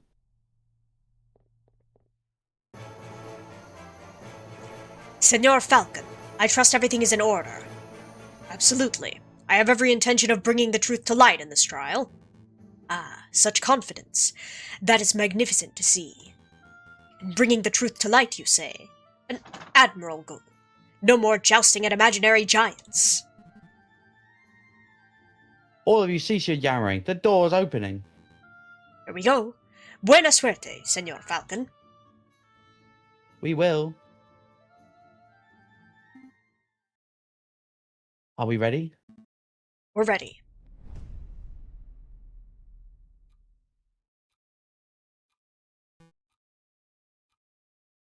JJ. Severin. Nervous? Why would I be nervous? I'm not nervous. I'm as calm as a cuckoo. You're the nervous one. This whole courtroom is nervous. Whoa, cool your feathers, Falcon. Terrible. You can't even maintain a stoic facade. I thought this trial would be the perfect opportunity for you to redeem your previous embarrassments. But if that's how you act before the trial has even started... Why, you pompous-tailed posture perfect... Oh! The judge is different. Oh, and he was... Ooh, the judge is in on it. Oh boy. Okay, do you want to be the judge or should I be the judge? Order, order. Let's all settle down. Court is now in session. Psst, Falcon. What is it? Is it me, or does the judge look hairier today? That's a different judge to the one who resided over Dame Catterlene's trial, you doofus. Oh, still a little strange, isn't it? A little. A little, I suppose. Excuse me, Your Honor. I was under the impression that Judge Maxime would be residing over this case. Where is he? Judge Maxine has gone on a temporary sick leave due to a terrible accident with a flight of stairs where he accidentally cut off his own head. But rest assured, assessors, prosecutor defense, and members of the jury that are more than qualified to fill his shoes. Without further ado, let's get this show underway. This is the trial of Prince Juan Corrido, who stands accused of murdering Major HOWL and of conspiring to murder the king himself. Roll call. The defense is present and ready, Your Honor. Prosecution is ready, Your Honor. Good, very good. I expect this to be a nice, speedy trial. I don't want to see this dragged out by technicalities and bureaucracy. Well said, Your Honor. I expect that once the court sees the overwhelming amounts of evidence, this trial will be over in 5 minutes. 5 minutes? It's just messing with your head, Falcon. Keep it together. So we're all on the same page? Excellent. Prosecutor, please call your first witness to the stand. Very well. I call the police officer who investigated the crime scene. I call upon Inspector Justia Voliteri. Step up to the stand, Inspector, and recite the oath. Oh, this guy again. Is that me or you? I don't remember. It was you. Okay. I swear to speak without hatred and without fear, to tell the whole truth and nothing but the truth. Please recite your name and occupation for the court record. My name is Inspector Just Valerti. I am a servant to the law, a scourge of the gutter rats. That will do, Inspector. We've all heard your monologue before. Whoa, Kokoro really is going for a speed record, isn't he? Now, tell us what you witnessed on the morning of the 7th of January. Of course. At 10 o'clock in the morning, I was called to the Louvre's Grand Gallery by one of the King's royal guards. Did you just say o'clock? There I saw Prince Juan, King Louis Philippe, the corpse of Major HOWL with a rose in hand, and around 24 citizens. The citizens and the king himself all attest to seeing Major HOWL taking the rose from Prince Juan's hand and then promptly dropping dead. And what did the morgue uncover upon examination of the corpse? The coroner determined with absolute certainty that Major HOWL died of poisoning. Aside from a prick upon the finger, there was no sign of external harm to Major HOWL's body. Therefore, the poisoned rose must have been the cause of death. Putting the pieces together, that does seem very implicative of the prince. I have no further questions.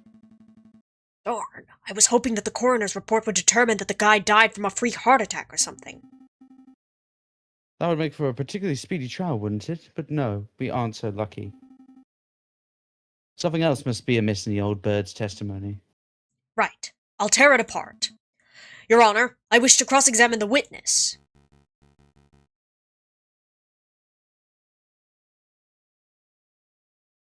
Falcon, wasn't it? Don't waste the court's time. A high-ranking police officer would never lie on the witness stand. I wouldn't accuse the inspector of lying. I just want to make sure that every base is properly covered. Oh, this sounds like pointless nitpicking to me, but I'll allow it for now. Go on, Falcon, do your cross-examination. Alright. 10 o'clock. Major Howell, 24 citizens poisoning. Okay, let's look at this. Inspector, you say that the coroner determined with certainty that Major Howell was killed by poison. Correct! He stated the signs and symptoms were textbook. There is no possibility that his death was natural. What kind of poison was it? Did the coroner mention specifically what kind of poison it was? He was not certain. At first, the coroner posited that it was a plant-borne poison, like that of the aconite flower. But when he learned of how fast the poison had taken effect, he noted that this was atypical of aconite. Consequently, he suggested that it may have been some newly engineered concoction. A newly engineered poison, you might say. Well, that only reaffirms that it was a very deliberate assassination attempt. Indeed. Yes.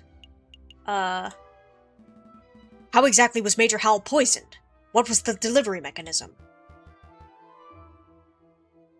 His finger was pricked by the poisoned rose. He even commented out loud about it seconds before dying. All 22 citizens who witnessed the murder attested to seeing and hearing this.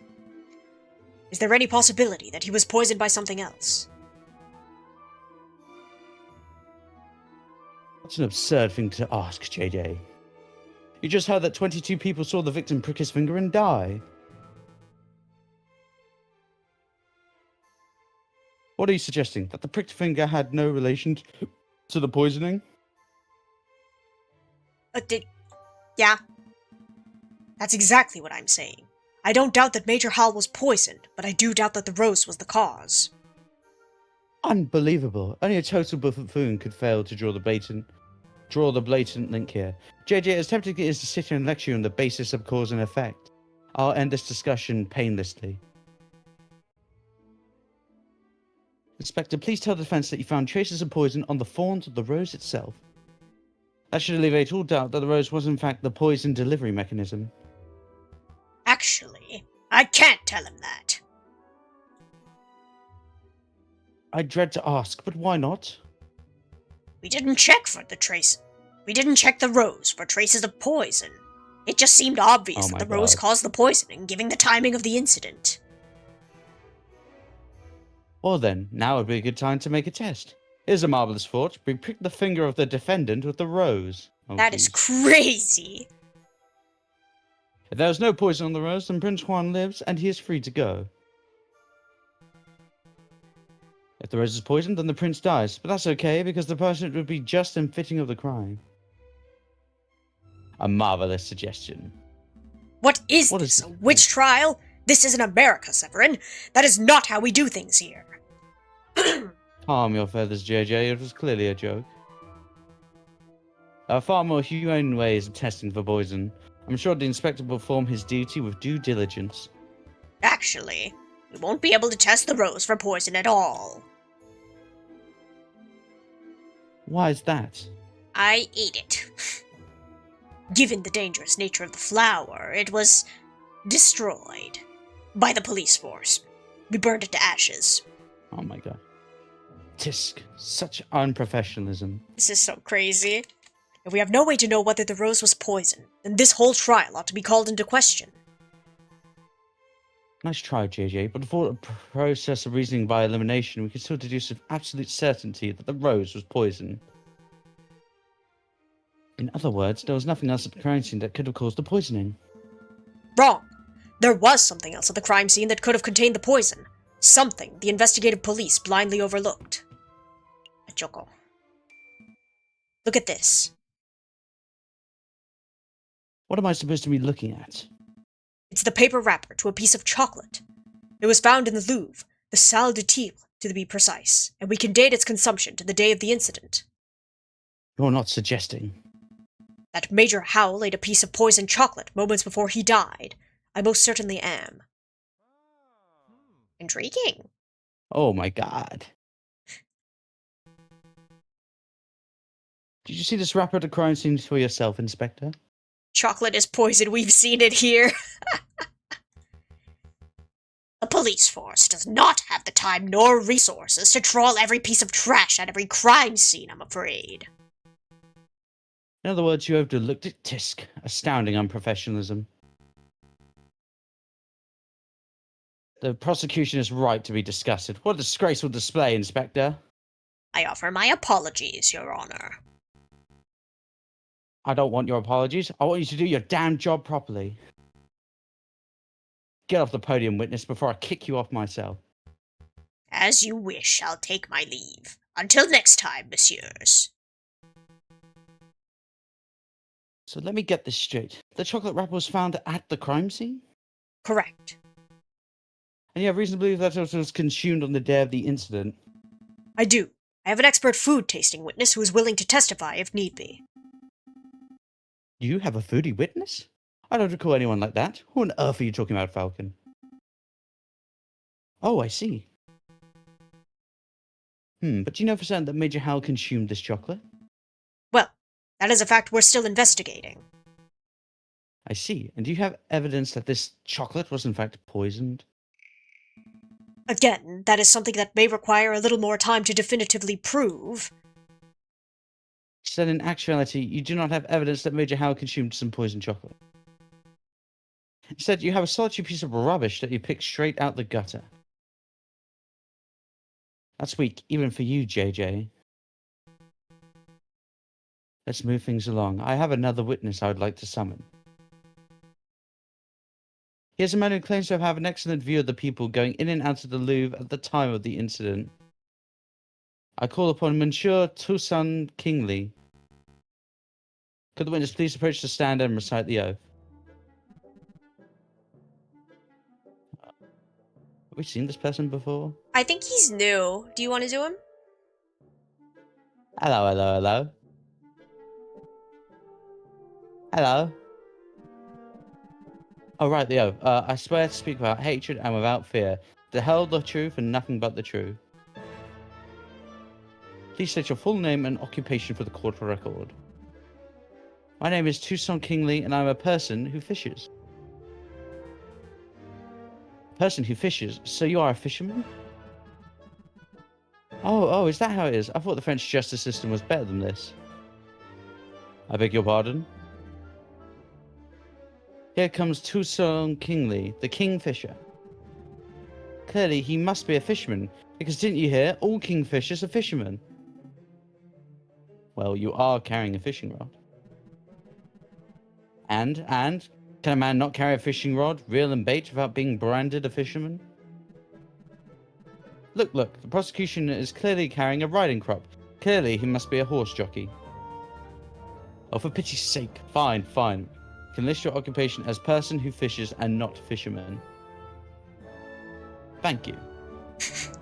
Actually, why do you carry a riding crop, Severin? I've never seen you ride a horse. I don't know, JJ. Why do you, a 30-something-year-old with no health problems, carry a cane? That's crazy. This is veering quite off course. Could the prosecution please get back to his questions? Of course, Your Honour. Monsieur Kingley, is it true that you were nearby the Louvre at the time of the incident? Yes, I was sitting on a railing of the Pont des Arts. The Pont des Arts? That's the new bridge that's just a stone's throw from the Louvre south entrance, correct? That's right. And what were you doing at the time of the incident? I was fishing. Kingfishers, am I right, Falcon? So you've had plenty of opportunities to see the people who entered and exit the palace. Can you tell us who you saw? Well, the Louvre is a busy place. Naturally, I saw a lot of people. But at 9 AM, I saw the King, Louis Philippe himself, enter the building. He was surrounded by his entourage, of course. Around 9:30, I saw the shifty-looking fox lurking around the entrance. Your Honor, I object to the witness's use of the term shifty-looking. It's a vague and biased description. No, really, he looked super shifty. I saw him rubbing his paws and cackling gleefully.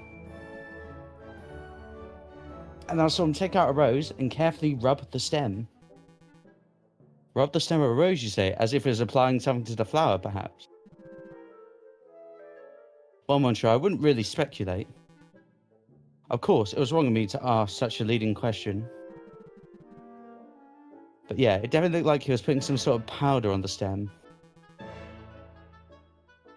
Wow, even I wasn't expecting such a bold admission. Members of the court, it sounds like what we have here is a direct witness of the defendant readying the murder weapon. But that's the south entrance, and I believe we found the Yeah, page. he entered from the north. Yeah, the other entrance, so... Oh, we don't have the map anymore? Oh. The defense claims that the rose was never poisoned, and yet here we have a man who saw the poison with his own eyes. I smell perjury. You do? No question. You saw a shifty-looking criminal readying poison and cackling at the scene of the crime. That's not believable at all. I think you might be right. I wonder if I have any evidence that calls Toussaint's story into doubt. Your Honor, I would like to cross-examine the witness. Really? This nonsense again? You just heard the witness directly describe your client readying poison on a rose. What is there to question? I'm just trying to uncover the truth, Your Honor. Oh, fine, do your thing. Go on, Falcon. Go make a fool out of yourself.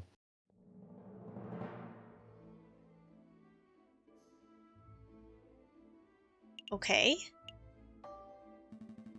Monsieur Kingsley, you say that you were sitting upon the railings of the Pont des Arts on the morning of the incident. Yep. Monsieur Kingsley, you had a good view of the Louvre's south entrance, didn't you? Yep, the Pont des Arts is a great vantage point for seeing the Grand Gallery's south side. What about the other entrances? The other entrances? You mean like if you're entering from the Tuileries Gardens or the Place de Carousel? No, I couldn't possibly see those areas from the bridge. But of course, that isn't relevant. Monsieur Kingsley witnessed Prince Juan entering the south entrance with flower in hand, and that's what counts. What if Prince Juan didn't enter from the south entrance? What if he approached the Louvre from Tuileries Gardens to the west? That's a big what if. Do you have any evidence that Prince Juan entered the Louvre from Tuileries Garden? As a matter of fact, yes, I do. I have definitive proof that Prince Juan approached from the west, not the south. Hey, I know what I saw, monsieur. I'm doubtful too. Go on, Jojo, show us this definitive proof that Prince Juan entered from the Louvre from Tuileries Gardens. Look at this. A book page? Page 44 of Don Quixote, specifically. It was found just outside the Louvre's west entrance. This proves nothing. I'm not done yet. Take a look at this. Don Quixote. This is the book Prince Juan had been reading in jail since his arrest. I believe he had it on his person for some time. And yes, page 44 is missing. That was the first thing I checked. You do realize what this means, don't you, Severin? The defendant was present in Tuileries Garden prior to entering the Louvre. This also means that, in all likelihood, the defendant entered the Louvre from the west entrance, not the south. He could not possibly have been seen by Monsieur Kingsley from the Pont des Arts. What? I know what I saw, monsieur. Fine theory, Falcon, but maybe the defendant took the long way around. One can still travel from the Tuileries to the Louvre's south entrance by walking along the river. An extra 2 kilometers of walking just to enjoy the pre-murder scenery? Let's not say silly things, Cocorico. Okay, maybe the defendant deliberately left the page there to mislead the investigation. Now you're the one who's blindly speculating. It's not blind speculation, it's a viable hypothesis.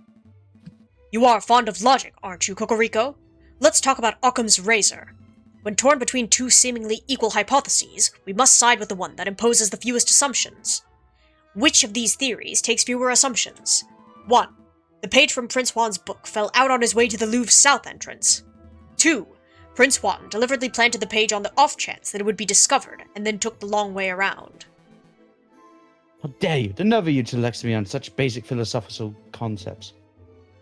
I'll stop lecturing you when you stop making such basic mistakes. Monsieur Falcon, please calm yourself. What is the point of all this yammering? The ultimate point is that Toussaint's testimony is fabricated, made up, utter fiction. No, everything I've said is the truth. I suspect that the witness isn't even a fisherman. I'm not a fisherman. See, he admits it himself. That's not what I meant. Innocent, perhaps. Is that the Minecraft villager sound? It kind of sounds like it.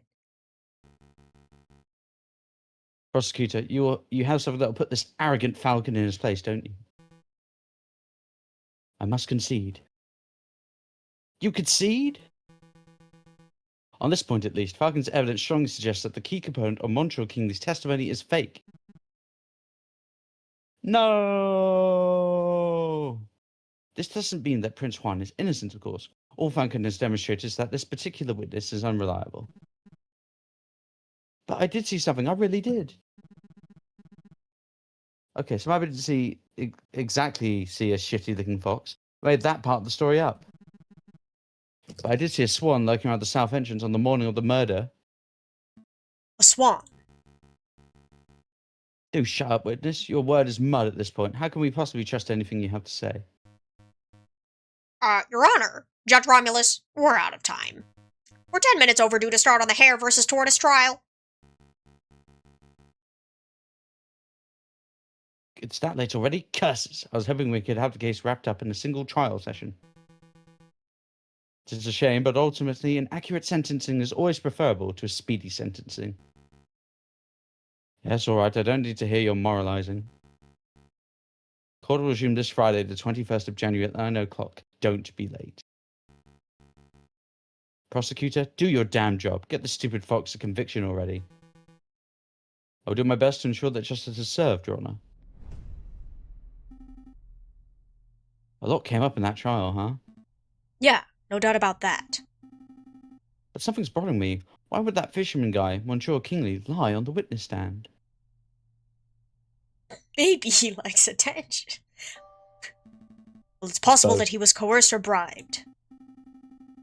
It's just what I was thinking. Maybe the real murderer threatened the fisherman into making up a story about Prince Juan. Let's keep an open mind. Anything is possible at this stage.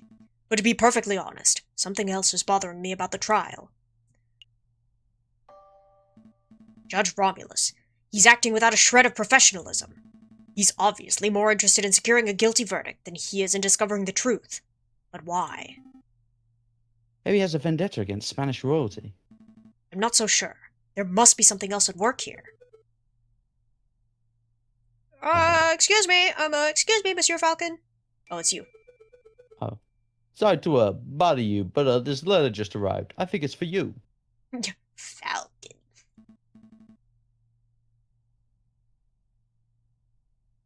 A letter for me. I wonder why it wasn't sent to my office. Have you been demoted to courier status, Rupert? Oh, hush, hush, Sparrowson. I don't need to be pitied by a first-year dropout. Ooh, good comeback. So what does the letter say, Falcon? It's a threat. A threat made with cut-out newspaper letters. Whoa, I didn't know those things actually existed. Let me see. Falcon. Stop your investigation or there will be consequences. Scary. There's no question that this letter originated from Major Howell's murderer. He or she must be aware that we are getting close to uncovering the truth. Sounds about right, but why would a person write with cut-out newspapers letters like this? Masking one's handwriting would be the most common reason. Although I can't help but wonder why they would bother, since we don't have any handwriting samples to compare it to. We're still going ahead with our investigation, though, right? Nope. Oh yes, absolutely. If a lawyer were deterred every time they received a threatening letter, they would never get any work done. Besides, with only 3 days before the next trial session, we can't afford to be worrying about petty things like this. Tuesday, Wednesday, Thursday. Wow, you're right. Let's make those days count. Wowee! Think we should stop here for today, though. It's been 2 hours. Okay, yeah. Dang, that's crazy, though. This is gonna go crazy. I wonder what's happening. Mm-hmm.